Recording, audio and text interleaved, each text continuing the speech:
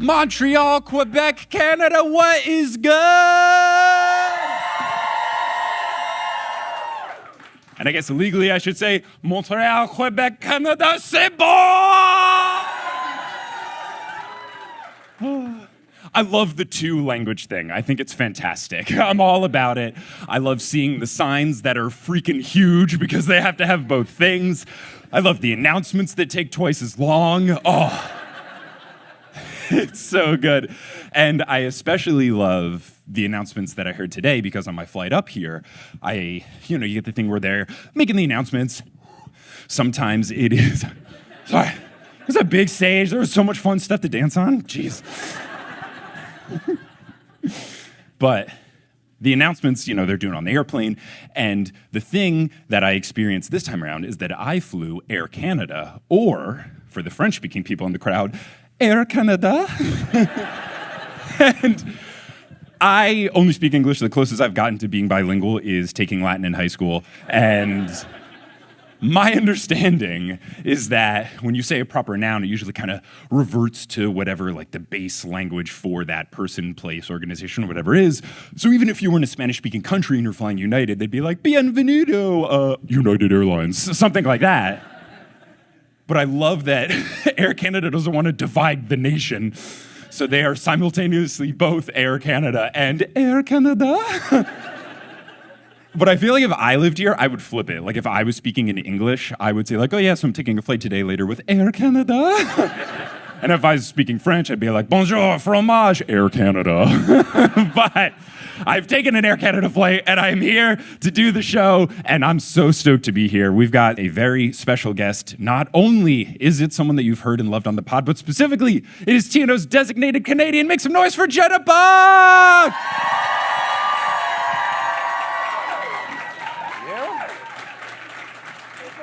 Your mic's over in the corner, sorry. Sorry, we had them in the please don't obstruct anyone's view territory. Excellent. Hello? Yeah, hello. Bonjour, hi. Yeah. How's it going? It's going great. Hi, Montreal. Montréal.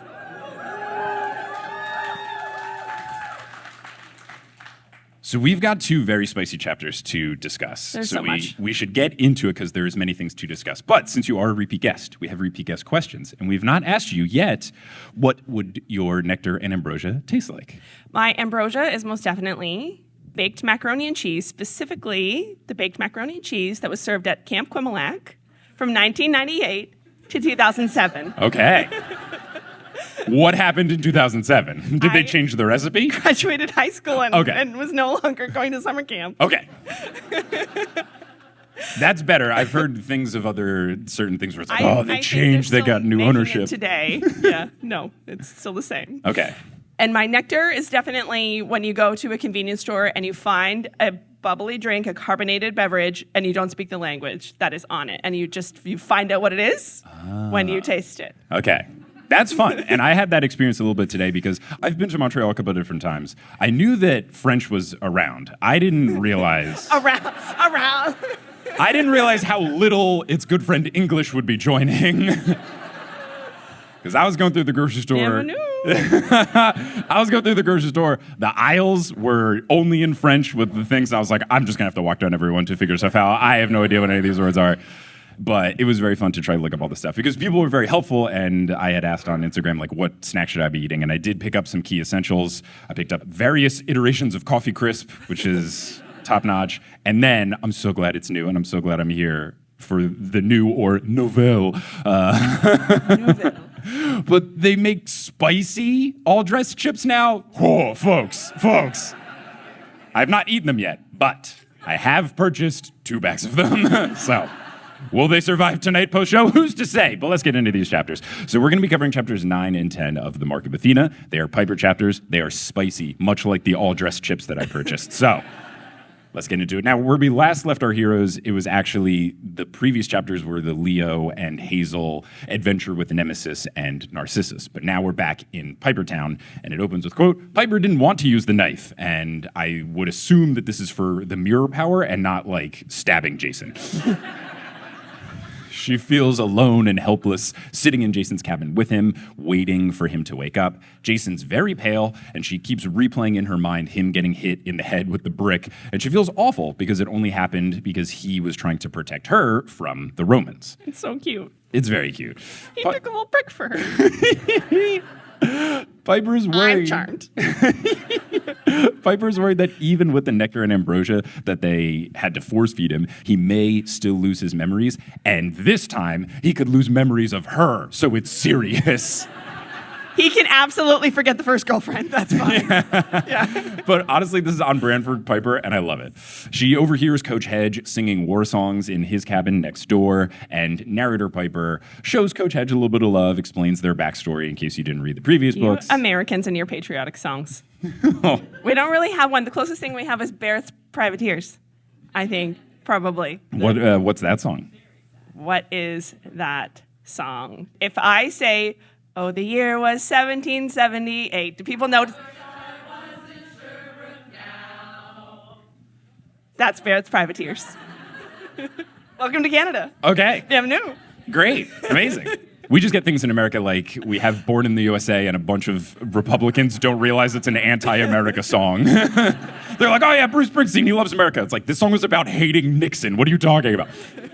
Narrator Piper says, quote, Coach Hedge had tried to make it sound like returning to Camp Half-Blood had been all his idea, but Piper suspected there was more to it, which is very interesting. And I think this does make sense because with Piper not being at Camp Half-Blood, that makes sense. She has a home to return to, but Leo and Jason don't, so they would just go back to camp. So I get it. Narrator Piper reveals that she's been having visions, and in classic Piper fashion, she has not been telling her friends about it.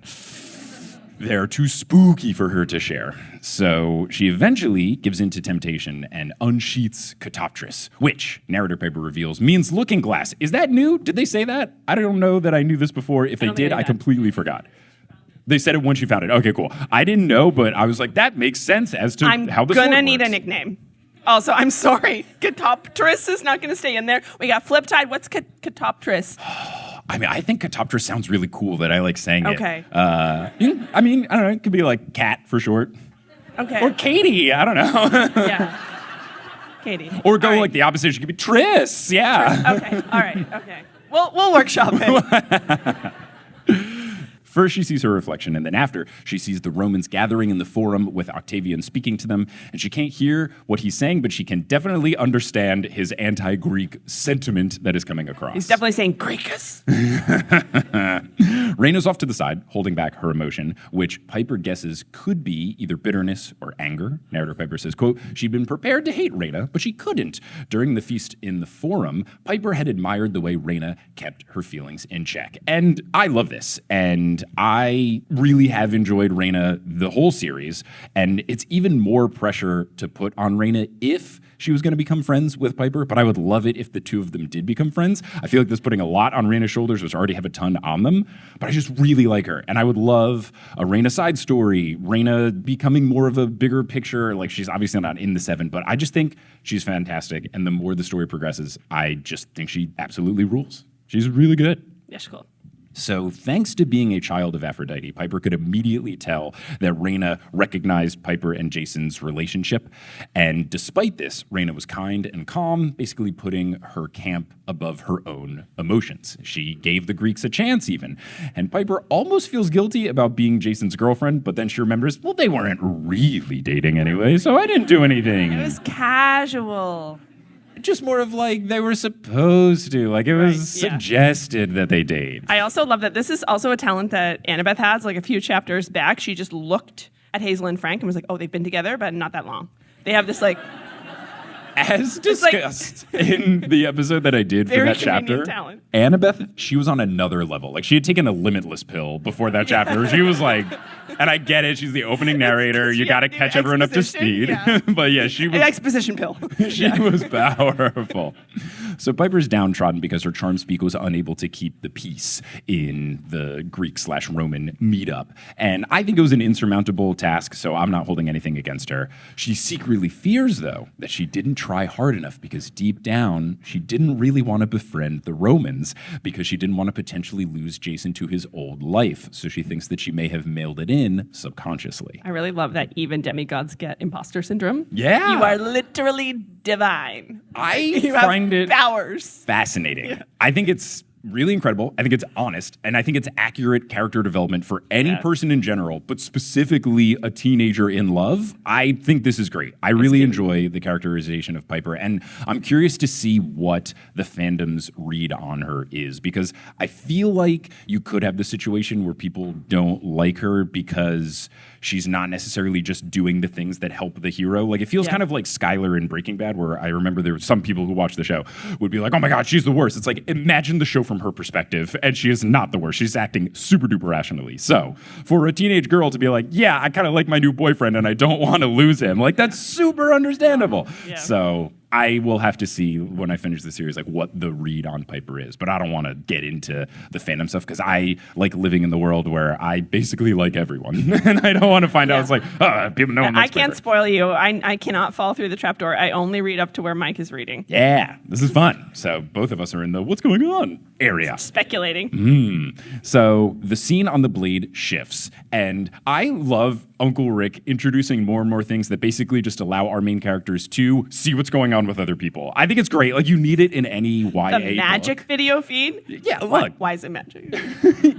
You need it. You need dreams. You need the blade. Like, these characters have to figure out what's going on, and I think it's cool. I just feel like it's a classic YA trope. Bring it on. Can we rewind to one beautiful little phrase right here? Sure. She describes Octavian as the crazy teddy bear strangling kid. Mm-hmm. And it just made me think of, like, what other activities do we take part in that would sound crazy if you described them objectively? Ooh. Like, Canadians like to strap knives to their feet and chase after a little rubber disc for fun. Okay. And then strap it in that direction. And sometimes they start punching each other for like 10 minutes in the middle of it. Right? If you say it that way, sounds a little deranged. Are there any Canadian teams? I know the Stanley Cup playoffs are going on. Are there any Canadian teams in the mix or no? Are there any Canadian teams in the mix? What teams are in the mix? We just got through the Battle of Ontario. Okay. And one of the two teams did win it. Okay, that's usually how it works. Leafs, right? Yeah. So yeah. I was subjected to this at work against my will. Interesting. I'm focused on basketball, my beloved New York Knicks, but I'm very happy for all of the hockey. I won't take any sides. And are the New Jersey Devils still in the playoffs? No. Okay, then go Canada teams, whatever, I don't care. Piper has seen these scenes before, but she doesn't understand them. And narrator Piper says, quote, just describing all of the different scenes that show up on the blade, quote, Jason riding into battle on horseback, his eyes gold instead of blue. So that's the first one. Terrifying. We've seen golden eyes usually means possessed by someone evil, so that was my first thought. That is true. Thank you very much. The next one that she sees is a woman in an old-fashioned Southern Belle dress standing in an oceanside park with palm trees. That sounds pleasant. The next one is a bull with the face of a bearded man rising out of a river. Less pleasant. And then two giants in matching yellow togas. I like the matching togas. Two giants hoisting a rope on a pulley system, lifting a large vase out of a pit. So my prediction, which I had laid out at the beginning of this book, because I have seen the cover of the book, where you see at least a boy on one horse in an orange shirt and another boy on a winged horse. There's a boy on there's two horses, there's two boys. One's wearing purple, one's wearing orange. I wonder who they could be. My hope was that one of them was possessed and it wasn't a thing where like Jason and Percy actually didn't get along. And we'll see what happens on the cover potentially by the end of the act. So, can there be two main characters? Ooh. Can you have two protagonists though? Can you have 7? Okay, all right. Point taken. But The rest of these visions, I have no idea. So I think I knew what's going on with the first one. The rest, all big question marks. So not even going to take time to kind of speculate because it's all just super duper vague. Narrator Piper continues. Then came the worst vision. She saw herself with Jason and Percy standing waist deep in water at the bottom of a dark circular chamber like a giant well. Ghostly shapes moved through the water as it rose rapidly. Piper clawed at the walls trying to escape, but there was nowhere to go. The water reached their chests. Jason was pulled under. Percy stumbled and disappeared. How could a child of the sea god drown? Piper didn't know, but she watched herself in the vision alone and thrashing in the dark until the water rose over her head. And now I'm very upset because I still have to worry about a son of Neptune drowning. I thought it's in the that was over. It's in the prophecy, no? It was in the last book's prophecy. We finished book 2, and I was like, all right, I guess the drowning was the muskeg thing, and he's okay now. No, drowning? Back on the table. Not happy about it. I thought we were in the clear, and we're not. What if he drowns in something other than water? Look, that's what I thought happened in book 2, but now I gotta worry about my guy I read book Percy. 2 like 4 days ago, so I don't know what happened in book 2. I'm not too worried about Percy I do know because I'm pretty sure he's in some future books, but even if he doesn't die, drowning and being in a scary situation, I don't want that to happen to my boy. Piper pleads with the blade to not show that vision again, but instead show her something helpful. Narrator Piper says, quote, this time she saw an empty highway cutting between fields of wheat and sunflowers. A mileage marker read Topeka 32. On the shoulder of the road stood a man in khaki shorts and a purple camp shirt. His face was lost in the shadow of a broad hat, the brim wreathed in leafy vines. He held up a silver goblet and beckoned to Piper. Someone she knew. He was offering her some sort of gift, a cure, or an antidote. And I was like, vines? Like grapevines? That's exactly what I thought. I wrote in my notes, leafy vines, Mr. D, and then I wrote, does camp shirt mean Camp Jupiter shirt or like camp collar shirt? Because camp collar shirt is 1,000% Mr. D's vibes. Oh, wait, it's Bacchus. Yeah. So. It says purple. It says purple camp shirt. Yeah, I just didn't know if it was like a purple camp shirt or like a purple camp shirt. Oh, I didn't, okay. Because like, I believe canonically, Mr. D does wear a purple outfit at one point in time. So the purple didn't immediately mean Camp Jupiter to me. His wardrobe. Oh, I'm always paying attention to his wardrobe. Okay. So then Jason goes, hey, so all right, here we go. Jason's up. Wow, what a fun chapter. Piper is so surprised that she drops Catoptris. Dropped this. How long has he been waiting for that one? Jason asks what happened, and he tries to recount his memory, but Piper jumps in to ask if he remembers who she is, and he chuckles with pain and wincing and says, lest I check, you were my awesome girlfriend, Piper. Unless something has changed since I was like, okay, so I had a 50-50 reaction to that. As a teenager, I think that's very awe. But if you're an adult and you introduce your significant other, like if I was like, this is my awesome wife, Kelly, huge red flags. It gives youth pastor a little bit. Enormous blink twice if you're okay, Kelly situation. I just wrote down like once in a while you can see that this is for middle schoolers. Because that's what they would say. My awesome girlfriend. Yeah. So as a teen, for sure. As an adult, you feel like that TikTok where the guy introduces his girlfriend and then everyone does the stitching where it's like he's holding her hostage. Like, Brittany and Mark, I'm pretty sure. Piper is nearly brought to tears of joy. She is so relieved. She sits him up, gives him some nectar, and fills him in on the first 8 chapters of the Mark of Athena. Then Leo and Hazel arrive atop Arion. Piper asks, what happened to you? And at first I thought, wait a second, they didn't find anybody. What's going on? And then narrator Piper makes it clear that Leo's still in his seductive outfit, which I had forgotten about. So funny. So good, so good. Leo simply replies, long story, and then asks if the others have returned. And then Leo tells Jason that he's glad he's all right. He says he'll be working in the engine room, and then he heads off with the hunk of bronze. Piper asks Hazel what Team Leo means, because that was on his shirt, and Hazel simply says that they met Narcissus and Nemesis, and Jason sighs, saying that he misses out on all the fun. It's great. They then hear a loud thump from the deck above like an animal landed. Annabeth and Percy come running down the hall. Percy with a steaming 5-gallon plastic bucket that stinks to high Olympus. Annabeth has some sort of black sticky substance in her hair, and Percy's shirt is covered in it. And I had not remembered what was going on, so I wrote my notes, wait, what were they doing again? And then Piper guesses... asphalting a road, obviously. Yeah. Piper guesses it's roofing tar, and I was like, oh yeah, wait, weren't they just going to a hardware store? What happened? Things escalated off screen. Really, they did. And then I wrote, wait, what's the animal that landed on deck? And then the next line was like, Frank entered the hall. And I was like, oh, right, Frank. He is an animal sometimes. Sometimes he is. Yeah. Frank's got the black goop on his face. Annabeth explains that they ran into tar monsters. I'm now adding this to my list of stories that they don't describe in these books that I need described. Or are they going to be like a future Demigod Files? Yes, right, exactly. Like it could come up in Demigod Diaries, all that kind of stuff. So I'm always earmarking it because I did it at a live show, I think at LeakyCon with Sequoia in the past, and maybe when I'm done with Heroes of Olympus, I'll do another batch of it. Annabeth tells Jason that she's glad that he's up, then asks Hazel where Leo went. She says the engine room, and then the ship lists. So much listing. This ship is listing all the time.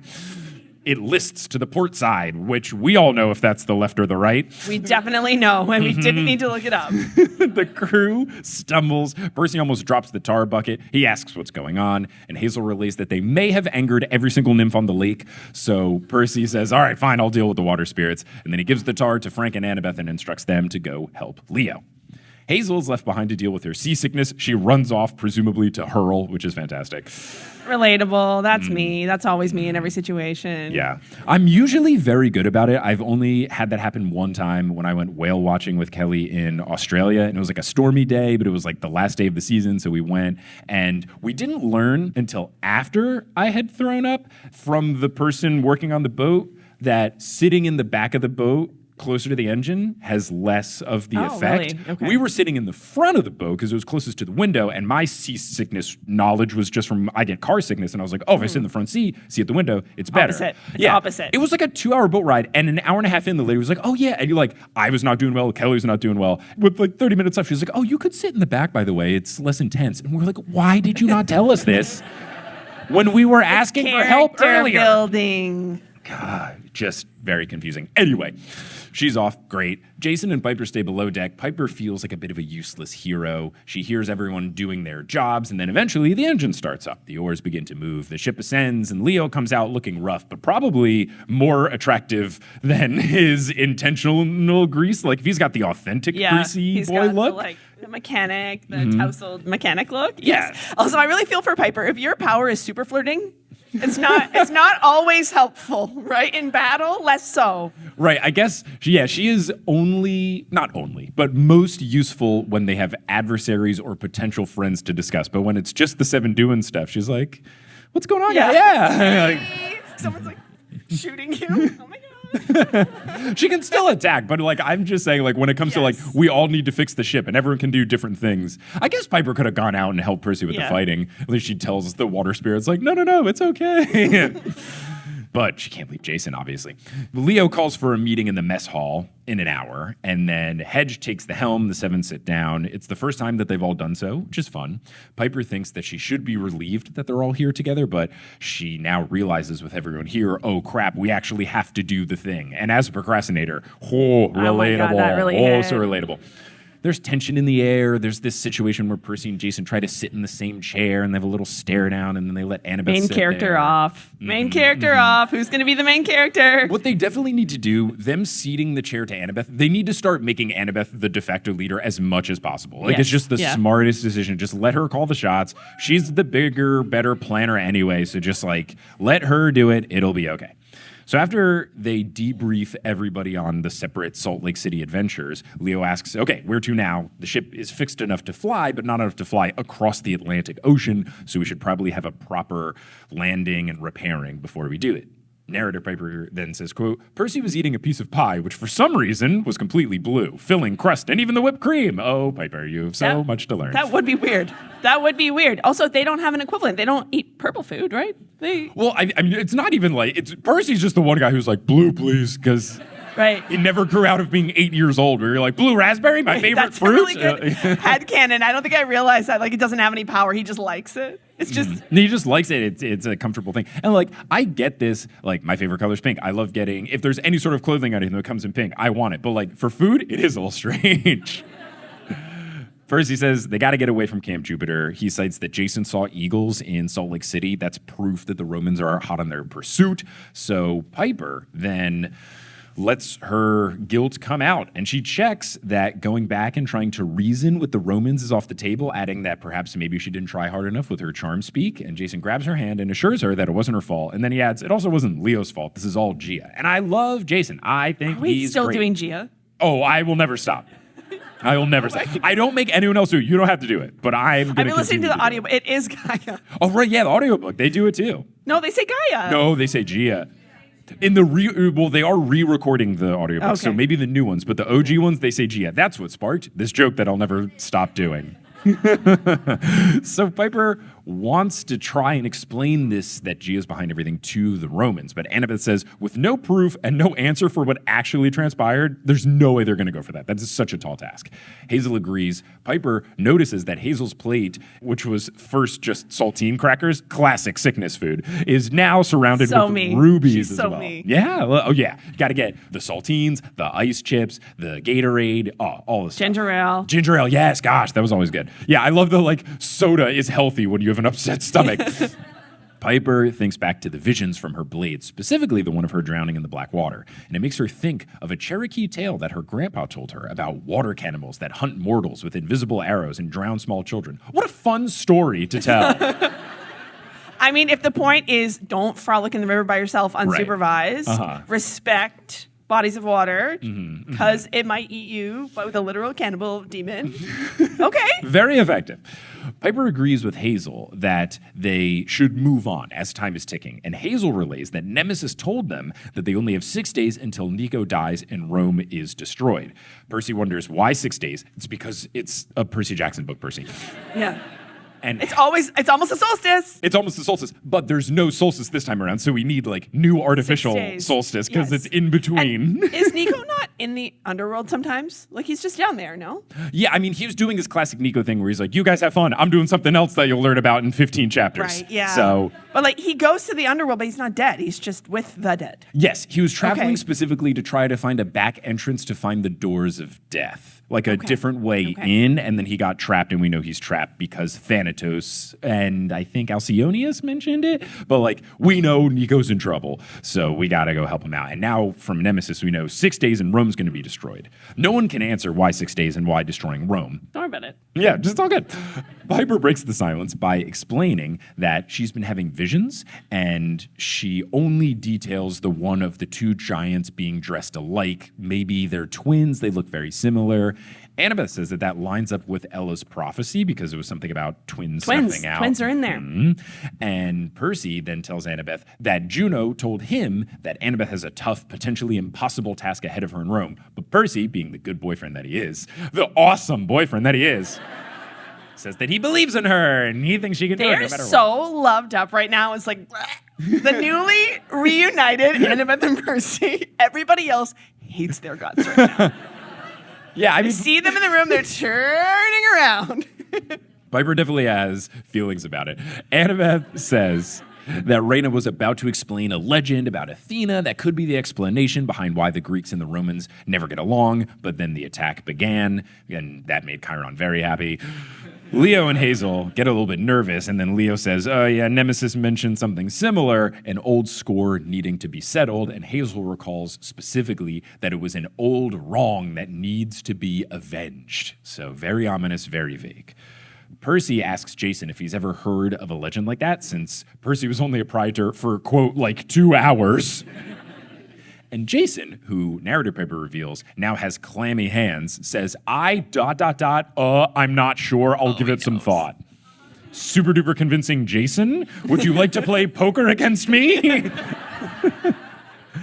He 1,000% knows what's up. Piper can tell that he's being weird. Percy can smell that this is a smelly BS situation. He asks Jason, you're not sure? And Jason just stays silent. Piper definitely knows something's up. And then he shoots her a look that she interprets as meaning later. Hazel asks, what about the other lines? Yeah, it's cute, for sure. They have their, they got their own little language, facial expression communication. Off. Yeah. And then there's Leo. He'll find someone. It'll be okay.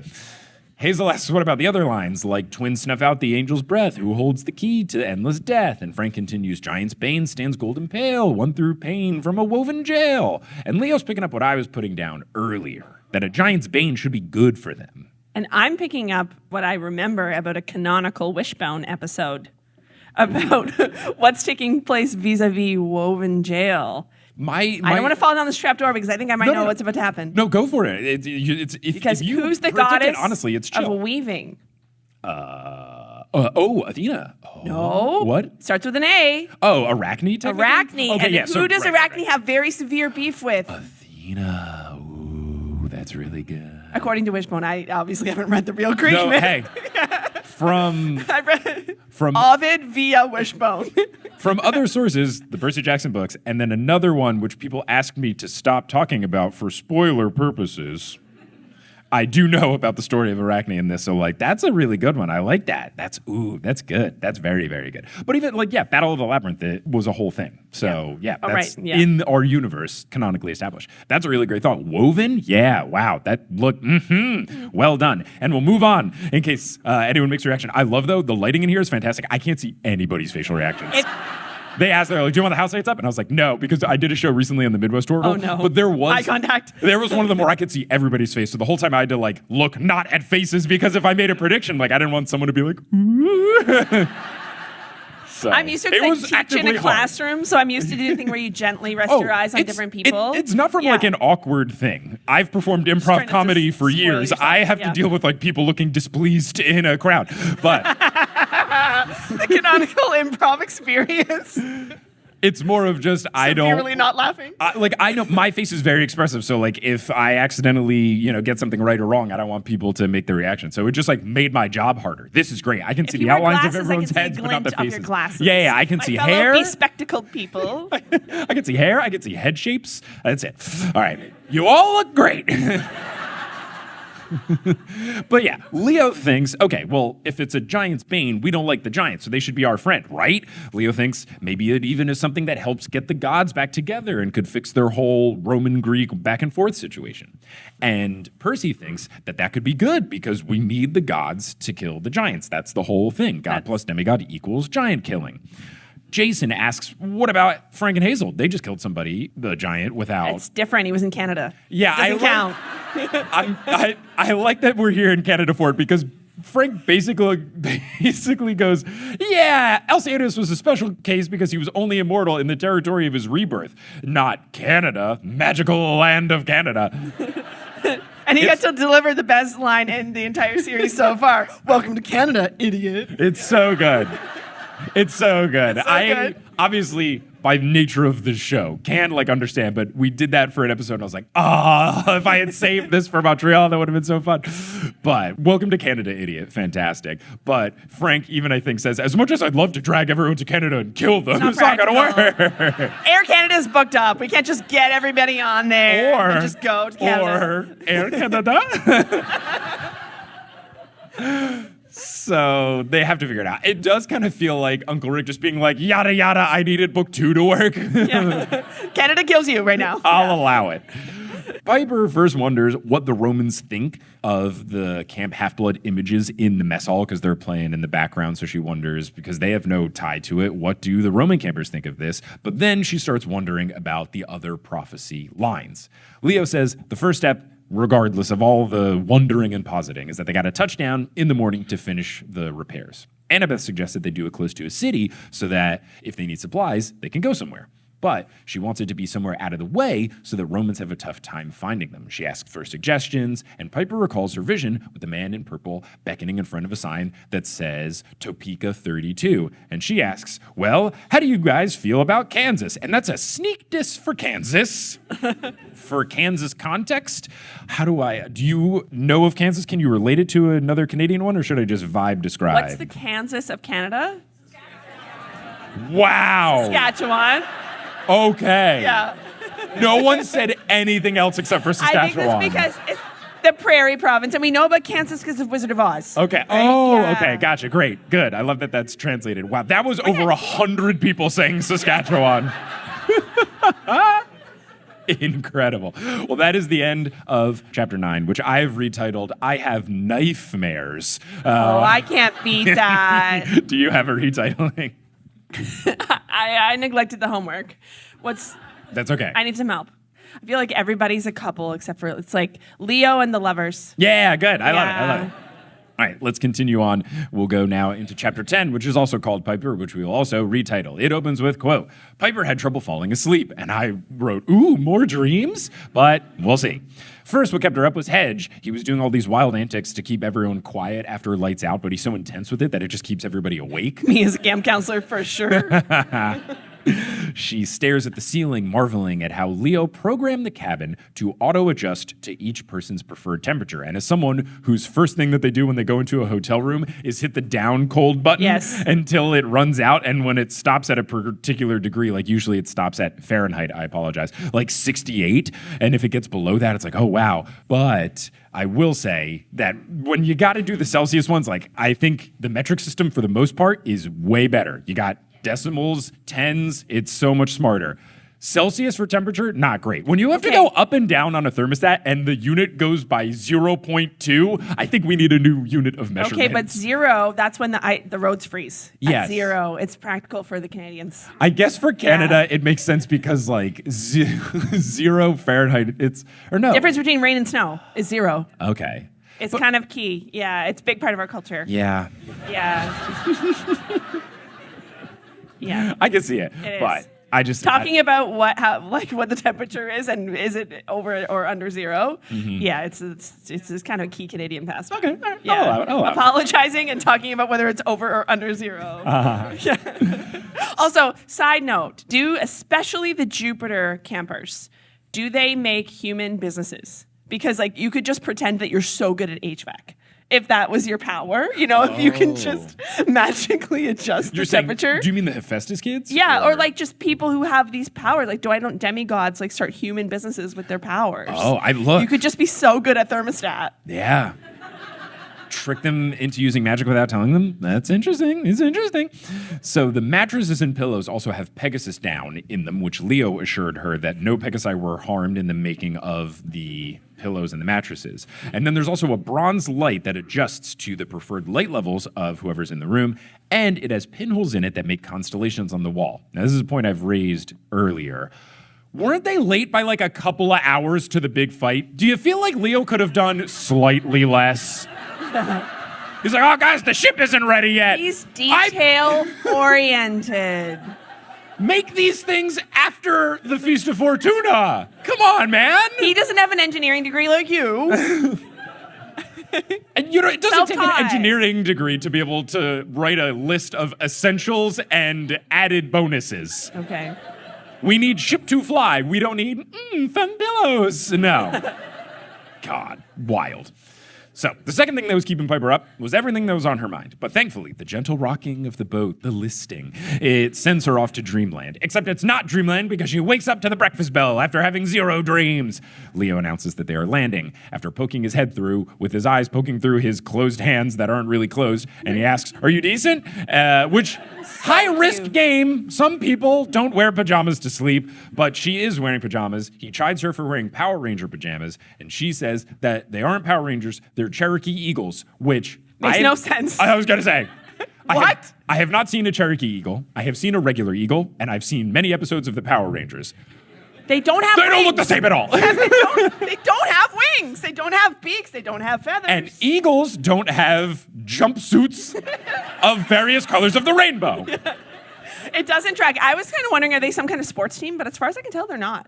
Wait, do you guys not get the Power Rangers here? No, the Cherokee Eagles. Oh. Yeah, the Power Rangers. Look, I don't know what Power translates. Rangers are playing the Habs later. Yeah. I'd have to look if Cherokee. I think it was. They're not. I looked it up. It's just a bird. It's just a bird. Yeah. Wild. I'm pretty sure it's actually just a regular eagle, and it's like the Cherokee people that eagle has a lot of meaning or cultural significance. Yeah. It's just a bird. Wild from Leo. Of all the things that could be like, it's not this, it's that. It's like, absurd. Like, it's not a grenade. It's a Gerber or a daisy. Like, what? Yeah. Leo explains that they are landing a bit outside of Topeka as requested, and then he thanks her in a sentimental moment for not hating him after everything that transpired yesterday. It wasn't your fault, baby. Yeah, she says no big deal, and he says that her sticking up for him was kind of like going the next level. It's the extra step, and she says, well, of course I'm going to defend my, quote, annoying little brother that she never had. It's so cute. And Leo goes, thanks, which is the correct response to a semi-compliment, semi-diss. I feel like they were hitting the, like, we're platonic iconic thing a little bit. It's good. Just like, let me just rub that in for you, Leo, that I see you as a little brother. Yeah, it's good. It's well established. Then they hear Hedge go, "Thar she blows, Kansas ahoy." Oh, I love Hedge. Perfect. Piper gets ready, and the landing completes just as she does. And then when they leave, there are big farm vibes where they're at. Percy is the first to notice her, and he greets her with a smile, which surprises her a bit. She notices that he's wearing Camp Half-Blood clothes, so she wonders if maybe that's why he's in a good mood. That, or the fact that he has his arm around Annabeth. It's getting gross. It's too much. I feel like that is the clear answer. It would be like if someone saw me and was like, Mike Schubert had a smile on. Maybe it was the glass of chocolate milk he was drinking, or perhaps that his daughter was strapped to the carrier in his chest. It's definitely the way cuter thing that's making Percy happy. It's for sure that he's reunited with Annabeth. That's why the big smile. Not, oh, yay, my old shirt. Like, maybe. I like when I have particular outfits on, but I would say Kelly is more important than a shirt lover. Nice shirt. Yeah, this is a bad example for you. No, it's extra. It's a big compliment to Kelly. Right? I love her if you're better so than a much. shirt, then he really loves you. Yeah. Narrator Piper then has this situation going on. The book goes, quote, "So, Annabeth plucked the bagel out of Piper's hand and took a bite, but that didn't bother Piper. Back at camp, they'd had a running joke about stealing each other's breakfast." Thank goodness narrator Piper added that, because when Annabeth just steals her breakfast, I was like, whoa! What? Glad this was described. And we can only hope that this is a real bagel, not the garbage you guys talk about here anyway. You're not.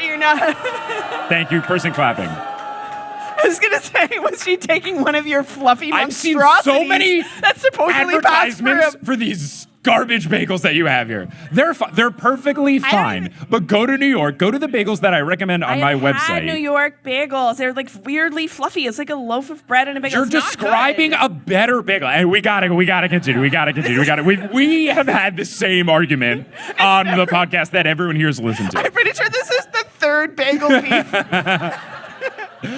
I was so good, I was like, I won't write anything in my notes, and then this quote had bagel in it, and I forgot. So it was unavoidable. He just got to it first. I have a bagel disc written down ready. Here's how you know those bagels aren't good. They're available in IGA grocery store. That's how you know you've reached not good anymore. Anyway, they were they're probably so much better. There were ads for them in the airport. Come on. They've gone so corporate. He won't listen to reason either. He won't even say, oh, they're different styles of bagel. Different bagel they for are. different person. They're just worse. He won't. He won't budge. I won't. Anyway, so that I don't lose the crowd here. Yeah, this is a wrong room to pull this one. Coffee Crispers are so good, guys. All dressed chips are great. Ketchup chips rule. Okay, Piper... I love beaver tails. Piper wants them to search along the highway for the Topeka 32 sign. Leo says that they are not far and asks Piper what she's hoping to find. She describes the vine hat man, and Jason thinks that it must be Bacchus. And I wrote, yes, I'm so smart. Or not 12 years old. Percy, of course, is miffed at the idea of coming all the way to Kansas just to see Mr. D. Jason assures him... I feel that. Yeah. Like, we've met Mr. D. Jason assures him that Bacchus isn't so bad, but his followers can be a bit much. Narrator Piper says, quote, Piper shuddered. Jason, Leo, and she had an encounter with the Maenads a few months ago and almost gotten torn to pieces. The Demigod Diaries got mentioned. You'll all hear this later because the way recording and stuff works, we haven't gotten to that yet on the podcast, but we'll cover it. People listening to the podcast after are like, yeah, that episode came out weeks ago. Shut up, Mike. Jason says that the god Bacchus himself is chill. And he says that he, Jason, once did him a favor in wine country. Percy thinks that the Roman version must be better because he hates the Greek version. And he asks, okay, why would this guy be hanging around in Kansas, especially if Zeus halted contact with mortals? And Frank murmurs, oh, the gods haven't been really doing a good job of that. He wonders if it has to do with the whole, quote, gone schizophrenic thing, which that's their way of phrasing it. Must we? Yeah, I was going to say, I would use different words, but whatever. Leo then goes, sounds dangerous. Well, you guys have fun. And he says he's going to stay back to do the repairs. Hedge is going to try to fix the crossbows. And Leo asks Annabeth to stay back as well, since she's the only other person that understands engineering. And then Annabeth, the best version of taking the compliment, turns to Percy and goes, well, he is right. Sorry. And then Percy kisses her on the cheek and promises to return. More kissing. It never ends. Narrator Piper says, quote, they were so easy together. It made Piper's heart ache. So She's not thinking it's gross. She's like, that could be us. Piper thinks that Jason is, quote, great, comma, of course. Oh. No, not what you want. But she dislikes when he's distant, like last night when he didn't want to talk about the old Roman legend. And it makes her think that he's fixated on his old life at Camp Jupiter, and she's worried that she'll never be able to break that barrier. And as far as like early relationship stuff, like sure, they can work through this. So hopefully everything ends up okay. He's giving a lot of tortured hero type of vibes. Ooh. Narrator Piper adds But that means we can fix him. Narrator Piper adds that seeing Raina and Jason wearing purple today isn't helping the whole situation. And I feel like at this point, because clothing colors is becoming a big deal here, everybody needs to act like they're on Survivor and they got to do the thing where they trade in their old buffs and get a new buff of a different color. Like we all need to be wearing something else. Let's all wear black. Let's all wear green. Let's all wear yellow. Right, like, this is dividing us artificially. yeah, Yes. We need to do it. And like, it doesn't help that purple and orange are almost direct opposites on the color wheel. Like we need a new color so that we can stop worrying about this. Frank says that he will turn into a crow or something similar to keep an eye out for eagles. And Leo asks, why not just turn into a dragon? You can turn into a dragon. You should turn into a dragon every single time. Frank explains that it's similar to how you don't do your max bench press every time you lift. It's hard and you'd hurt yourself. And I'm very impressed that Uncle Rick is correct here. Like, you can't do that every time. He's just giving out PSAs about good form. Yeah, you got to occasionally work in different days where you can do like 3x5s or just like, you know, low weight, high rep stuff. Like, oh, you need it. Yeah. I'm just very surprised weightlifting showed up in the Percy Jackson series. And as someone who weightlifts, I was very happy. Now, Leo nods, but the analogy whooshes over his head because he says he doesn't lift. Frank goes, yeah, well, maybe you should consider it Mr. And then Hazel butts in to stop him. What was he going to call him? Was he going to call him scrawny? Was he going to... There's no hint as to what was going to follow Mr., and I need to know. I know, me too. I'm going to have to ask Uncle Rick if I ever go on the pod. Like, what insult was he going to do? And Frank and Leo had a little bit of a butting head situation earlier. Leo tried to correct that. He also said something that Frank credited to Hazel. Hazel says that she's going to help Frank by following below on Arion, and the narrator Piper says, quote, Piper wondered what was going on with those three. The boys showing off for Hazel and razzing each other, that she understood, but it almost seemed like Hazel and Leo had a history. So far as she knew, they'd met for the first time just yesterday. She wondered if something else had happened on their trip to the Great Salt Lake, something they hadn't mentioned. And I don't exactly remember why Frank would be angry, because either Hazel would have told about the weird kind of coupley vibes that went down in the moments, or did someone already tell Frank that Leo looks like Sammy? Did that information find its way to Frank? Frank has seen Sammy in the photo, and then they kind of mentioned that. So Frank's just putting that together. I don't think Hazel's been oh, Leo and I were kind of weird on the rock. I need to know what the deal is with Sammy. Yeah, it's one of those things where if I wasn't doing the podcast, I'd be I'm going to read until I figure out the deal. Yes. And of course, it'll be chapter 48 when you figure it out, or the next book. Hazel warns Percy to keep an eye out for Sk8r Boi and gets ready to leave. So then this is where it's getting very fun in my notes, because now the three people left are Percy, Jason, and Piper, who I write in my notes as PJ, P, and J. Let's see how many times I mess it up. Okay, we make it look easy.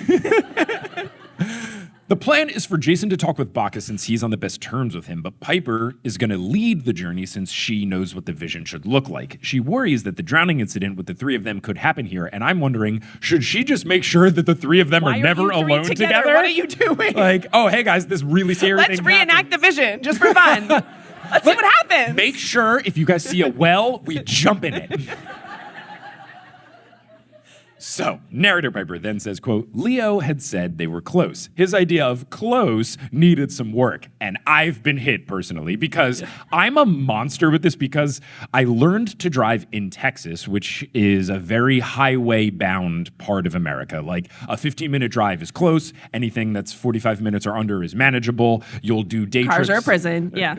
Yeah, it's just driving all over the place, whatever, but I now also live in New York City, where any walk under 45 minutes to me is not that big of a deal. So I'm just the kind of person oh yeah, it's not that big. Like, no matter what mode of transportation, and I love public transportation for taking long trains and stuff. Like, as long as I don't have to transfer trains and stuff, all good. Like, I took the 747 bus today from the airport to undisclosed location where I'm staying, and it was great. Like, it was all good. So, and that was like a 45-minute thing. And I was like, cool, yeah, no big deal. So I will often be like, yeah, it's not that bad. And then other people will be like, it's a 45-minute subway ride. And I'm like, yeah.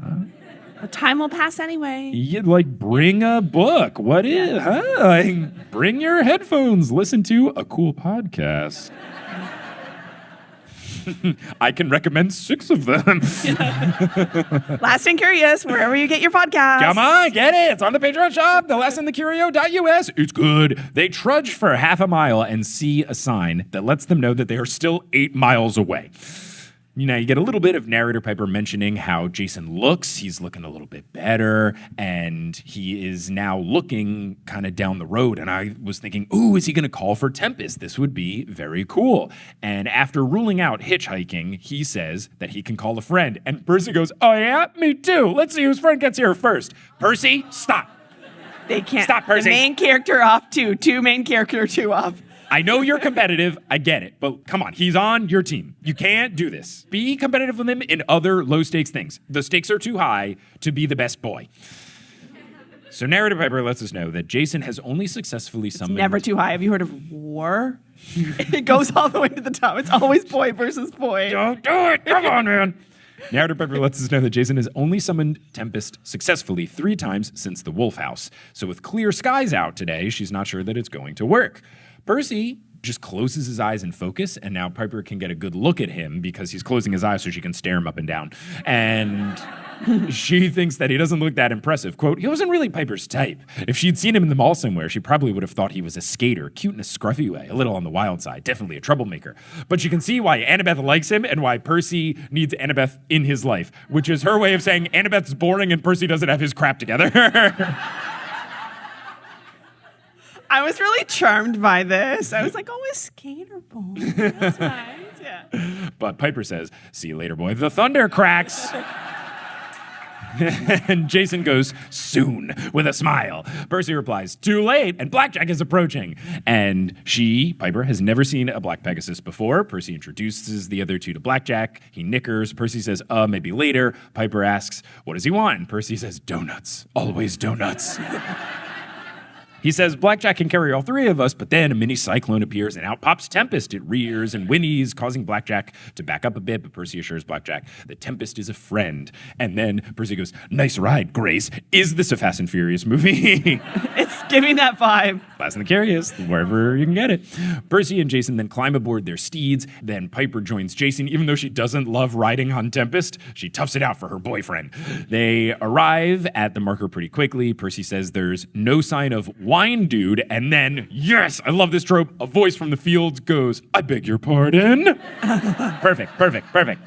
Narrator Piper then describes Bacchus coming out, looks just like the dream, and Bacchus explains that he is not wine dude. He is usually referred to as Bacchus, or Mr. Bacchus, or Lord Bacchus, or sometimes, oh my God, please don't kill me, Lord Bacchus.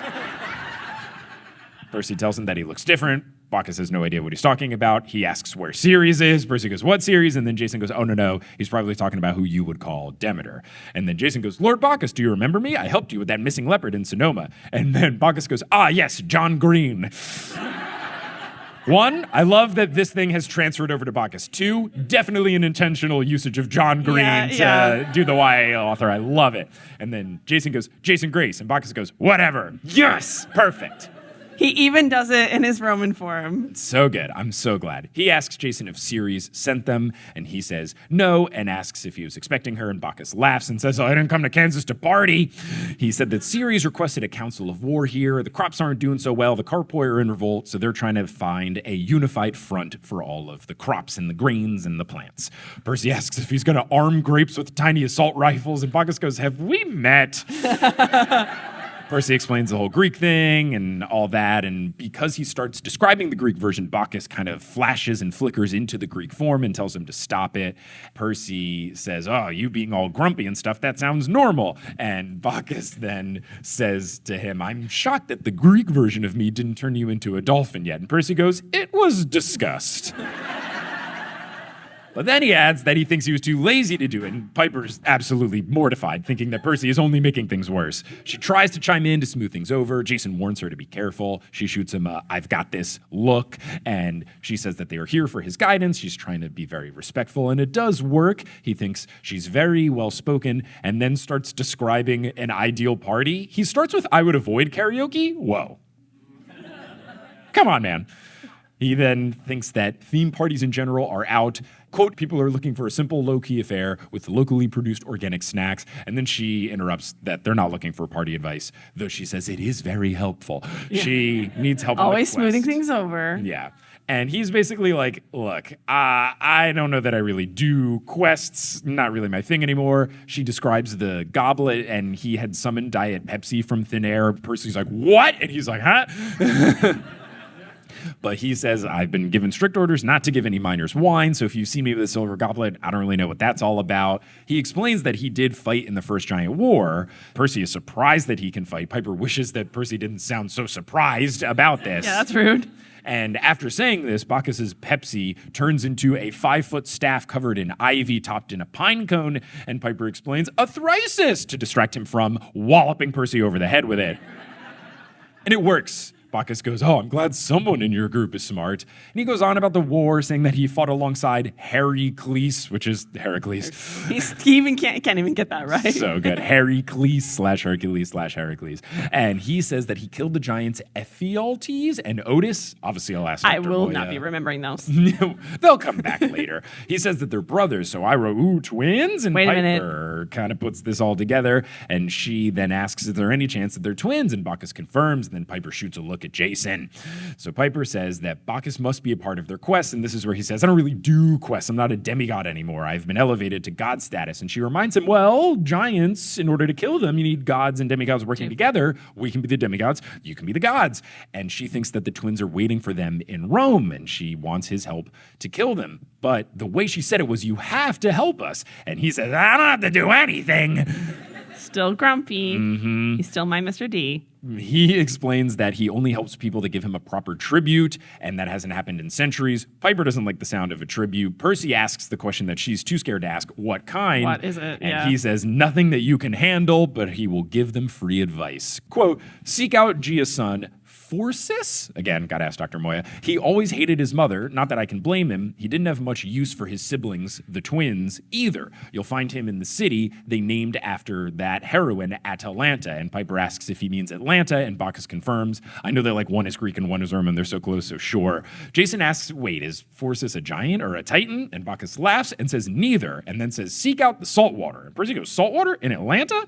And Bacchus confirms and says that if anyone could get them insight on Gia and the twins, it's Phorcys. Definitely not just looking up where is Atlanta. It is. I know it's in Georgia. Is there ocean? Not in Atlanta, but Georgia does border the ocean. So you'd have to have a loose definition of Atlanta, which is, I think, Percy's hesitation. Okay. Yeah, right. It's like miles from. Yeah, it's quite far. Oh my God. It's like. It's a similar distance that we are to the ocean. Okay. Yeah. I'm glad you can translate. Then Bacchus ends this by saying, but make sure to look out for him. And Jason is very confused, but Bacchus just glares at the sun and says that it's unlike Ceres to be late. They're arguing about bagels, you know. No. It's taking a while. The grain goddess, she got into it. Bacchus thinks that she must have sent something dangerous here, quote, or ... or a trap. And then he says he must be going and recommends that they do the same. Jason begs for him to wait, but he disappears, and the noise that it makes is a pop like a can of soda popping. Fantastic. The wind picks up, the horses are a bit skittish. Piper has a cold shiver come over her, and she thinks that Bacchus is right, they should leave, but then narrator Piper hears, too late, in a sleepy voice. So scary. Percy and Jason draw their swords. Piper stands between them. She's still scared. And as narrator Piper says, quote, the power of Gia was suddenly everywhere. The sunflowers turned to look at them. The wheat bent toward them like a million scythes. And then Gia says, welcome to my party. What did Bacchus say? A simple low-key affair with organic snacks? Yes. For my snacks, I need only two. The blood of a female demigod and the blood of a male. Piper, my dear, choose which hero will die with you. Jason demands that Gia show herself. Gia calls for Piper to choose. Piper says she's not going to choose anything for her. Jason gasps. And then, quote, He looked down at her, his expression deadly calm. His eyes were no longer blue. They glowed solid gold. And I was like, oh no, bad. This is the bad thing from before. It's already happening. I thought this was going to happen way later. Piper calls for Percy to help, and I just have to read the ending of this chapter verbatim because my goodness. But Percy galloped away from them. He stopped 30 feet down the road and wheeled his Pegasus around. He raised his sword and pointed the tip toward Jason. One will die, Percy said, but the voice wasn't his. It was deep and hollow. So let me take that again. One will die. Like someone whispering from inside the barrel of a cannon. Oh, how do you whisper deeply? One will die. I think it's like Darth Vader-ish. One will die. That's it. Thank you. Right? We got there. Oh, and now in the same voice, Jason answers, I will choose. And Piper yells, no, and then it ends, quote, all around her, the fields crackled and hissed, laughing in Gia's voice as Percy and Jason charged at each other, their weapons ready. So we have the cover of the book already. Very intense, very ridiculous. I'm scared and hyped all at the same time. I don't know what's going to happen. Being a Gaia puppet is so scary. And that is the end of chapter 10, which I have retitled, We Are in Kansas. That's what I was going to do. Oh, nice. Perfect. Yay! Maybe it's battle of the main characters. Who's the best boy? But who's the best boy? That is the end of this chapter. That's the end of this portion of the podcast. If you're listening to the podcast after the fact, so let's all here in the crowd say goodbye to the podcast people. Bye, podcast people. Bye. But it's also the end of Act 1, so we can talk about intermission. Woo! Fun stuff you do during intermission. So, yeah, sorry. Yeah, good call. Au revoir. Au revoir, yeah. All right, so let's all say au revoir. How would you say podcast people? Just podcast people with a French accent? Cool. All right, let's all say au revoir, podcast people in a French accent. Au revoir, podcast people. Amazing. Okay. See you all soon. See you later. Oh, well, yeah, actually, I got to do that because it's, I'm going to end the other one with the other one. So let's, just so I can get it for audio and video purposes, until I come back from intermission. Until then, I'll see you later.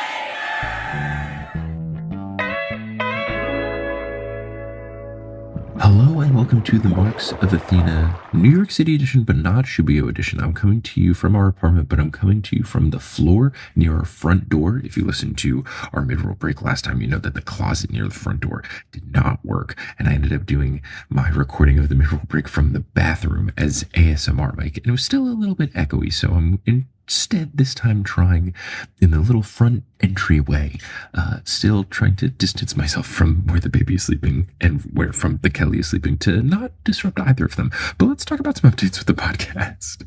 The big one is that I have finally gotten confirmation that we will be able to stream the live show that we're doing in Providence, Rhode Island on September 13th with Sequoia Simone.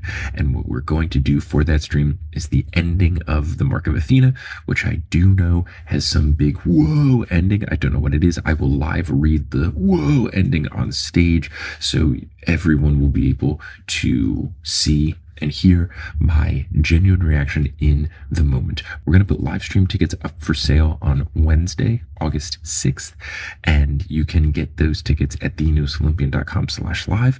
You can follow at Olympian on Instagram to see the post where I'll post once that ticket link is live, but just like we do for all the live streams, it will have a 7-day replay, so you don't have to watch it in the exact moment that it's live. If that day or that time doesn't work, you can watch it at whatever day and time is more convenient for you, or you can watch it multiple times or in parts, a little bit here, a little bit there. I also do have some notes about this episode in particular. Earlier in this episode, there was a point in which I was talking about people having golden eyes and that usually being a bad thing, and someone from the crowd did say except Hazel, and then I thank the person in the crowd for bringing that to my attention.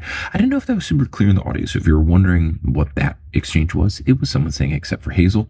There also will be a part later in this episode, just by nature of the episode being recorded way before it's released. I mentioned that the Knicks are about to begin playing the Boston Celtics in the NBA playoffs. Just wanted to be very clear that the Knicks did defeat the Boston Celtics, pulling off a very big upset and advancing to the Eastern Conference Finals. Just want to make sure everybody knew that that was the result of that playoff series. And since it is August, I just want people to know that we have less than 1 month until our deadline for the TNO bookmarks. What I'm going to be doing is sending bookmarks to every single person who has a yearly Patreon account on September 1st. So on September 1st, I'm going to look at all of the people who support on Patreon. I'm going to download the list of all the people who have their payment set to a yearly plan. And we're going to mail them 2 bookmarks, one of which is going to be with all of the retitling that I did for The Lost Hero. One of them is going to be with all of the retitling that I did for The Son of Neptune. One bookmark will be the TNO Gold, one bookmark will be the TNO Teal, and they're going to be fantastic. So if you want to make sure you get one of those bookmarks,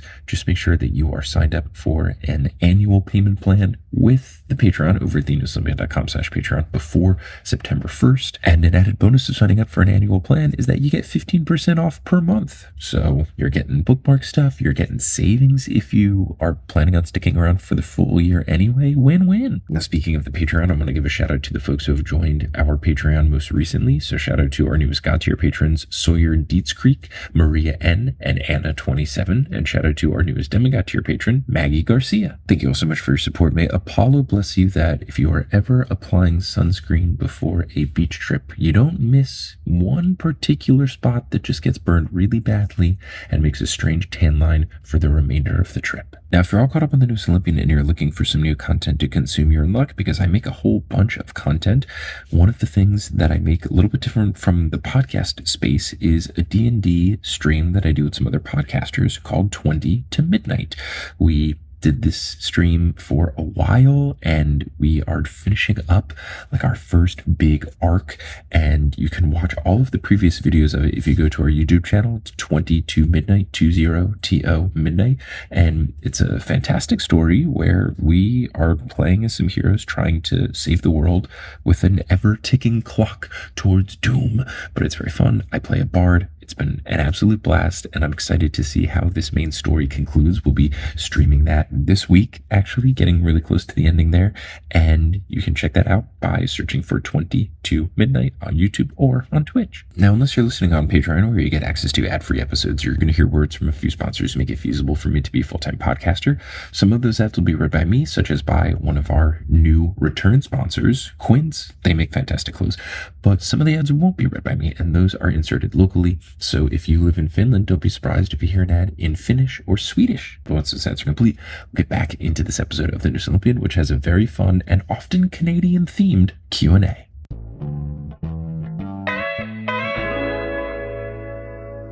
Let's get into as many questions as we can before they politely tell us to leave this venue. So, this first one is from Leah. Or is it Leia? Leia. All right, so Leia, this is why I picked it. Subject line: I traveled for 8 hours to be here. Where did you travel from? Hamilton, New Jersey? Why? That's where I'm from. Ontario. Why didn't we carpool? Did you drive here? No. Okay. I took a train. But if she could be wrong. Meet up after the show. Anyway.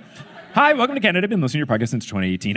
The original 2018. Shout out to you, because I like when some people are like, I've been listening to your show since 2020. It's like, 2 years late. There was someone at the last show who said, I'm 19 now and I've been listening to your show since I was 10. Yeah, I get some really... Now as it goes more and more, people are like, I found your show before I graduated middle school and now I'm in college. And I'm like, oh no. I rebuke. No, exactly what I've described. No. Okay. It's all good.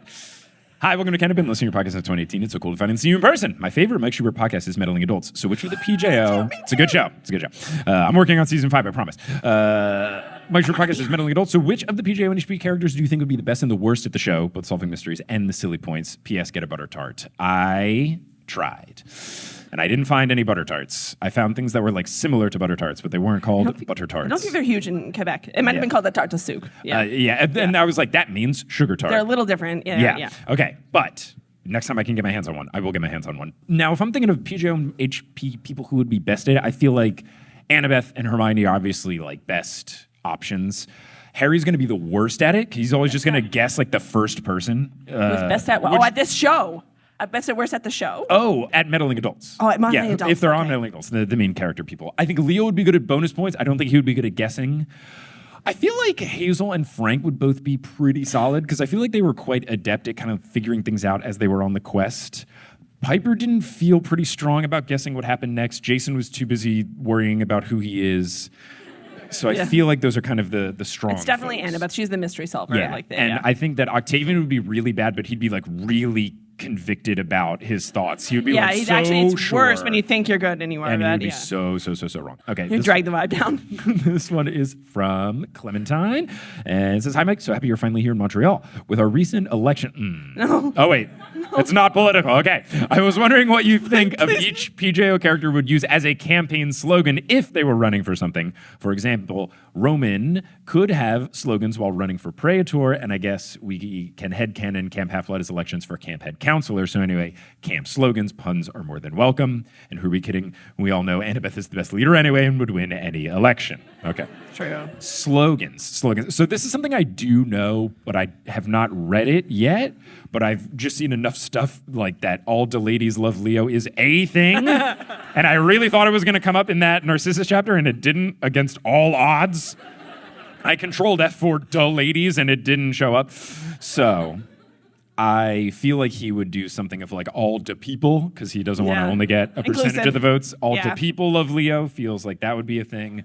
Jason would just do like a very boring one that's like, vote for Jason Grace. It would say the best boy.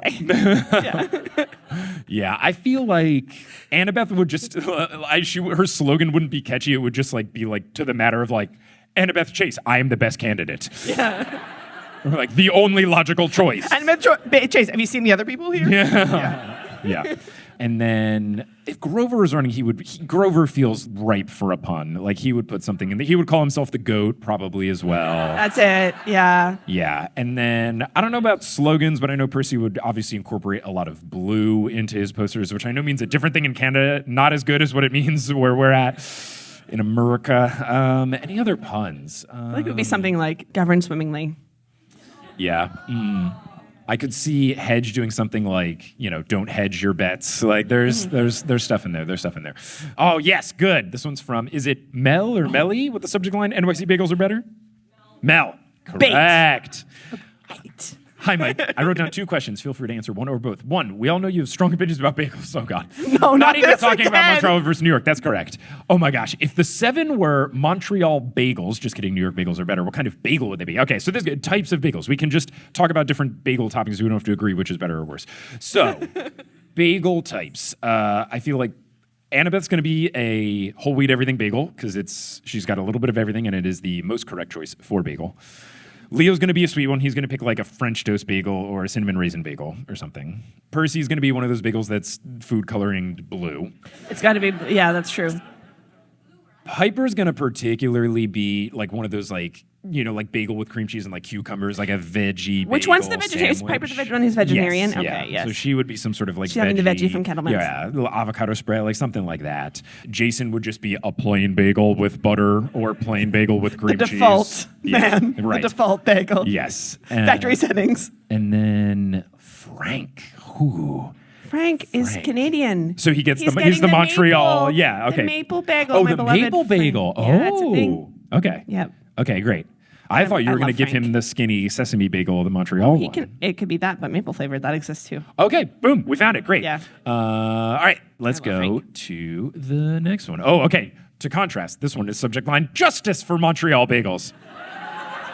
It's We're going to have a spin-off called Bagel Cast. I'm not even from Montreal, and I'm offended by the slander. Anyway, in the spirit of good... what would be the go-to bagel order for each of the 7? No. All right, that's close enough. Oh, okay. Alternate question Yes, if it's already been asked. What would their poutine order be?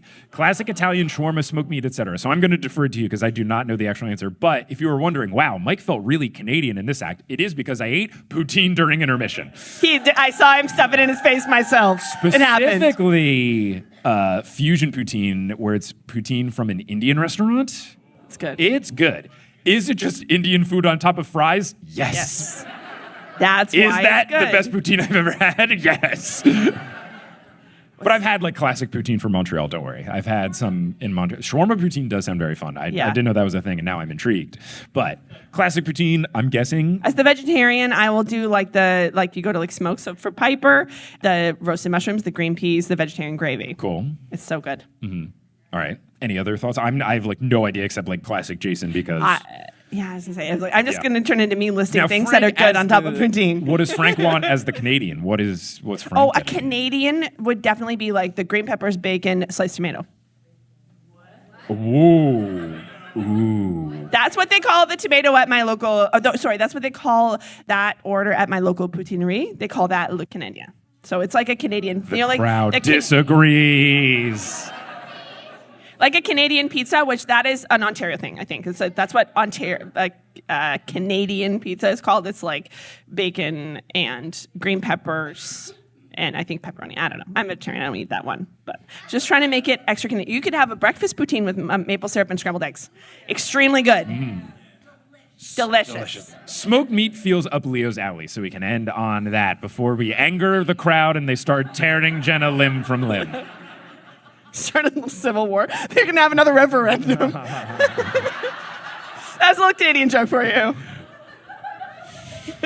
This one's from Cass. Subject line, obligatory hockey question. Hi, Mike. I thought I'd highlight the professional women's hockey team since their second ever regular season just ended. Yeah, PWHL, New York Soccer team. They just added a team in Seattle, which is super cool. Based on vibes, which character do you think supports which team? The six so far are the Montreal Victory in French. So the Montreal Victoire, the Ottawa Charge, the Toronto Scepters, the Minnesota Frost, the Boston Fleet, and the New York Sirens. So who's going to root for? I mean, Percy's a tried and true New Yorker, so he's going to root for the Sirens for sure. And then let's see. Oh, who's Alaska? Hazel's got to do Frost. Oh, Alaska. Okay, because that's frosty and cold. I like that. The Scepters. Scepters is like powerful. It's a sword, right? No. No. Oh, it's a stick. It's like a king sort of like thing. So Reina, because like Reina, it feels like she could be the queen with a scepter. She's in charge. She's the praetor. I like that. Victoire. I guess Frank? That's Jason. He wants to win. He wants to be the best boy. He wants to be the best boy. I could also see Frank because it's the. Okay. Oh no, but Ottawa. Where? Ottawa's in which? Ontario. Okay. Look, I'm sorry. I've never been there, so I don't know. They make us memorize every single state and every single capital and where it is. It's the capital of the entire country. Gotcha. Noted. Cool. It's an hour downriver from here, roughly. Let's see. Oh, and 2 then hours-ish, yeah. Yeah. Okay. Octavian roots for the Boston Fleet because I hate Boston sports. Okay. This one's from Emily. Is it Montreal's the best pigeons? Is it Emily or do you Emile? Okay. There was an accent over the E, and I was like, oh no. I have been listening for 6 years. So cool to finally see you live. My question, how would the franchises/stories be affected if Coach Hedge and Hagrid switched places? Ooh, baby. Wow. How would Coach Hedge say you're a wizard, Harry? Hey, you're a wizard. It would be more of a like, you're a wizard, yeah. Wow. Vernon Dursley would be dead. The Battle of Hogwarts would have happened like 4 books earlier.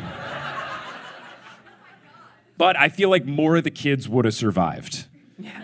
And Hagrid in the PJO universe, they actually would have sat around, had their little hardtack biscuits, and they would have actually worked out their problems. They would have talked to each other. Yeah, I guess he's is the closest thing to therapy that the kids have, which is Hagrid's hut. Wild. It's Hagrid's hut. It's yeah, wild. it is. So yeah. Unfortunately, Hagrid yes. at camp actually might be pretty good. Yeah. And then I feel like he would be good in terms of the defenses. And then weirdly, like he might become very useful in the Heroes of Olympus series because he is half giant. So if his giant nature emissary over, to the giants, like could he kind of negotiate? Skill so like set. they both work better in the other franchises. Yeah. Let's do Wifeswap. Let's Uncle go. Rick Switch them up. EL. Alrighty. Okay, this one, it says question pour vous, which I think means question for you. This is from Lauren. And Mike, in this chapter, we got to see the book cover scene. The book cover variations are very controversial. My question for you is, if you could choose the book cover scenes for the Percy Jackson books, what would you choose? Ooh, that's fun. So picking the covers for the different ones. I would pick the awkward middle school dance for Titan's Curse because it's my favorite scene in the whole series. I would certainly pick that. Oh, just guinea pigs. Is it the second? Yeah, Sea of Monsters? That's Sea of good. Monsters. That's really good. It's like the grade 4 math textbook where it's just a random animal, but it's just a guinea pig. Yeah. I also I like when they pick ones that aren't like huge. So I'm glad that like this cover scene isn't like the big final thing. That's cool that it's like already. I like when it kind of happens about this part, and they've kind of done that for Heroes of Olympus because the cover of the second one, at least one of the covers that I saw.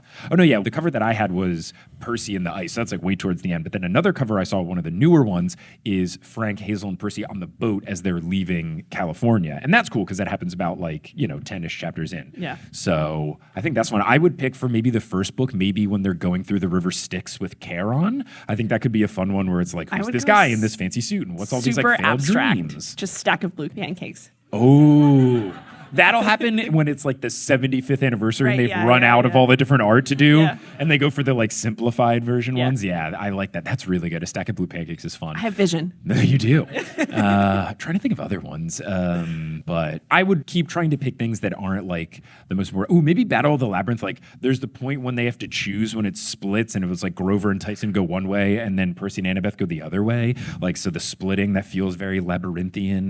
That'd be cool. So that could be a fun one. Or like the view out of Rachel Elizabeth Dayer's fancy apartment and everything with the paintings that she's making.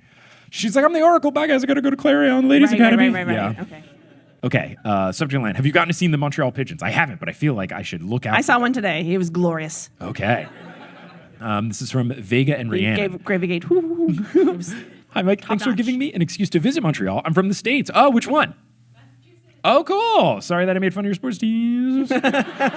But I hate them, and the Knicks are playing the Celtics starting Monday. All right. I'm wondering what your overall predictions are for the next few chapters are, and to give you a chance to later say, as I predicted. Ooh, okay.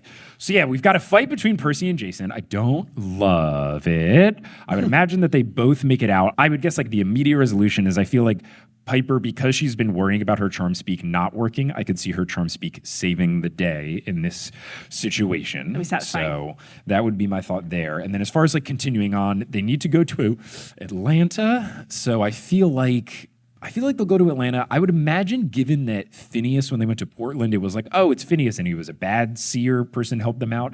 I don't think Rick would do that for 2 books in a row. So I feel like things in Atlanta, I would imagine, would go smoothly. So I feel like maybe like this is the thing that goes bad. They go to Atlanta and it goes on smoothly. Whatever immediately follows that does not go well. So there would probably be some sort of like monster fight. And then I would assume they will get to Rome. And I feel like they're going to do all of the like rest of the prophecy stuff and then Nico, all that. Like that's how I feel like book 3 will end, is like trying to figure out and save Nico. And then I would say it's like getting there and maybe freeing him. And then maybe like book 4 is like figure out the doors of death, and then book 5 is destroy Gia once and for all. Those are my general thoughts. Do you have predictions since you haven't read past? Yeah, I don't know. Yeah, I do think it's going to be like destroy Gaia, Gia, whatever. It's 2 Titan War, 2 Furious, right? It's like the same thing, but bigger because there's 2 camps. And yeah, I also think that Piper is going to have a satisfying resolution where she's going to like her skills are going to kick in at the right moment, because she has suffering from imposter syndrome, but she's not an imposter. She's very skilled. So, and I think there's going to be a new love interest for Piper. That's my dark horse. Ooh, my dark horse prediction. Really? That is very interesting. I'm getting a. I actually think Piper and Jason. I'm not feeling it. Whoa! Very interesting. She said he was cold. You shouldn't be with someone who doesn't love you. Distant. No. Someone should be all in. I don't see it. That's my prediction. Okay, so to bring it all home, we're going to do this email from Christine to close out the show because the subject line is something we can all disagree with. It says, all bagels are awful. We love you, Christine. Unless you maybe have celiac. Fair enough. Or if you just haven't eaten bagels, like, look, the Montreal ones, like, they're good. They're not my favorite. Like, they are, like, better than, like... they're good, he says. Yeah, but they're not... They're not as good, but they are good. But, like, I've had bagels in Texas. You want to talk about some bad bagels? Whew. Now, here's the email from Christine. Okay, we know you don't know anything about hockey. I know a little bit about hockey. I kind of know how icing works. Percy Jackson characters versus Harry Potter characters in a hockey game. Who wins? The Percy Jackson characters, and it's not close. It's not close for so many reasons. Those Mobos rely on magic way too much. Way too they are much. not fit. No, they can't magic. Even if they can like broom around to do this, like you're talking, we've got Clarice. Come on. Yeah, no. We've got Percy Sports Boy. We've got Jason Sports And Ice is water Boy. also. Like, yeah, I think right. that Percy they Ice have is chin water, powers. huge. Yeah, Tyson as goalie, Ice is water. Oh. Yeah. Totally fine. Clarice is checking everybody into the boards and getting into fights. Frank with is people. turning into. Well, here's the key thing. Frank's running around. Canadian. There's no Canadians Yeah. in the Harry Potter world. There are no named Canadian characters in the Harry Potter world. I know looked there's it up. that like Isle Vermorny crap, but you think I read that? No. Oh. I was going to do an episode about that after I had it scheduled for 2020, and then something happened in late 2019, so I stopped doing official things. So I don't know if they mentioned Canada. Knowing J.K. Rowling, No. probably not. Best case scenario, she was like, Canada, a state in America. Like the, Or is it? given that she was like, who's Africa, the country. Maple like, McCannock. Yeah. yeah, so, and even like everyone does so well. Like Hazel, like the skates, like metal on her feet. Come on, like everyone's gonna be fine. Like she's gonna have precious metal blades. Like she could have like ruby blades on her skates. Like everyone, they're gonna destroy. She gets backed them. into a corner just to pelt them with gems. Yeah, like it is absolutely no question at all. The Percy Jackson characters mop the floor with, or I guess Zamboni the ice with them. And it's Domination Station, game, set, match to the Percy Jackson folks. That is our show. Thank you all so much for coming to the show. Give yourselves a round of applause for making it out. This was so fun. This was such a fun show. I'm so glad I could finally come to Montreal. I really appreciate it. Thank you all so much. Give it up to Genna for being Merci an beaucoup. incredible guest for both acts. Check out Pages Past. You want to give a very, very quick pitch of the podcast? Yes. My podcast is called Pages Past, and I have some of your favorite people, including Mike Schubert, come on. And Dr. Stephen Barra. And Dr. Stephen Parra and Was Alyssa Esteban on as well? Alyssa Yeah. Esteban The TNO is on universe it. coming And away. there's a new episode coming out this week with Ankit Madeira, who does the post-finale podcast. He's an actor who does a movie podcast, and he's coming on to talk about The Outsiders, which is a book that a lot of people have a lot of love for. So the idea behind the show is the guest chooses a book that was important to them in their far past, but that they haven't reread since they were a totally different person. They reread it. I read it for the first time. We have a little book club together. We do close reading. We talk about the passage of time, our journeys through life. Sometimes it gets mushy. Sometimes it's funny. We revisit a lot of books that people have strong feelings about. Sometimes they're a lot different than we remember. It's also a great way to get back into reading, is to revisit a book from a long time ago. I know that it's hard as an adult to read consistently. We actually read on this show. We put a little music on and we read passages from the book. You do not need to have read the book to enjoy the show. It's called Pages Past. You can find it at pagespastcast.com. And you can join my free Patreon at patreon.com/pagespast. Yeah. And we're also on Instagram. So I would love to see you as a listener. Yeah, come through. I talked about holes. It was fun. But shout out to Zoe for running the merch table, doing a fantastic job. Zoe, thank you. And shout out to the whole team here at La Sala Rosa, from Tiffany running point to Asher running sound. Everyone was fantastic. So shout out to all of them. This was such a smooth operation. Beautiful work. Thank you, guys. Great all around. And then final shout out to Kelly for holding down the fort and watching the baby at home so that I could do this. We love Kelly in this house. Love it. So good. It's so crucial. But thank you all so much. I really do appreciate it. Until I find my way back to Montreal, because I got to find my way back. This has been too much fun, and this was an absolute blast. Until then, Thanks so much for coming out, everybody!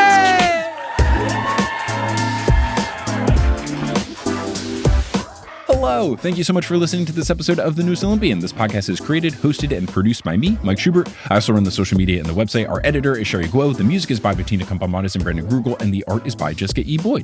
If you really enjoy the show and you just can't get enough, there's a couple of different things that you can do. First, you can go to patreon.com/The Newest Olympian, and you can get access to all sorts of bonus content that I post on a very regular basis. You also can find us and get involved in the community on social media. We've got an Instagram, we've got a Blue Sky, we've got a Twitter, we've got a Facebook, we've got a subreddit, we've got a Discord that's available to all patrons. If you want to support the show, you can get merch at thenewsolympian.com/merch. You can see live shows at thenewsolympian.com/live, and you can check out the aforementioned Patreon. And speaking of, I want to give a shout out to our highest tier, the Ultra God tier patrons who are helping to produce this show with their financial support. So shout out to Kelsey Gillespie, Vicky Garcia, Frida Vikstrom, Megan Moon, Polly Burge, Nikki Harris, Tatiana Schmidt, Sandra Rose, Josh Sayer, Abby Ryan, Marco Redhouse, Sam Reeby, Mrs. O'Leary, Milo Kim, Sandkopf, Rayla Matthews, Sky Mallory, Persasabeth, Aiden Parziani, Grace, Ginger Boy, A Cup of Solace, Bradamus Prime, Skylar Sisters, Scott Sheldon, Natanya Page, Ann M. Thayer Cohen, Bella, Percy Jackson, Han Haley Hingelheimer Schmidt, Catherine Sloan, Haley Mary, Jim Jam Koopy, Kit Kat Crumbs, Andrea, not Andrea, Jordan Ray, Nico's Black Vespa, and Zayden Wintergate. If you want to support the show in a non-monetary way, just spreading the show via word of mouth is huge. You can tell someone directly who you think would like the show. You could post about it on social media. You could leave a rating and review on whatever podcasting app you're using. All of these things really do help, and I really appreciate anyone who has done it in the past or will do so in the future. But I'm just so thankful that you tuned into this episode, and I hope you tune into our next episode where we'll be joined by Lotta and Vero Bartova, new guests to TNO, live from Switzerland to break down chapters 11 through the beginning of chapter 13 of Mark of Athena. But until then, I'll pursue you later.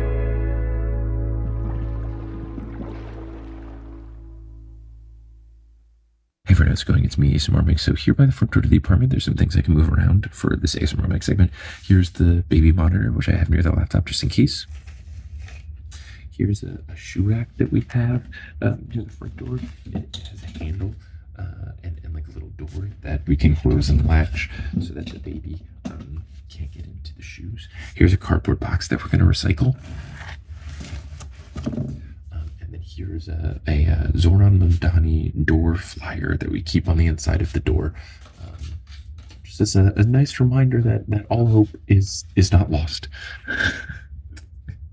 Thank you so much for listening.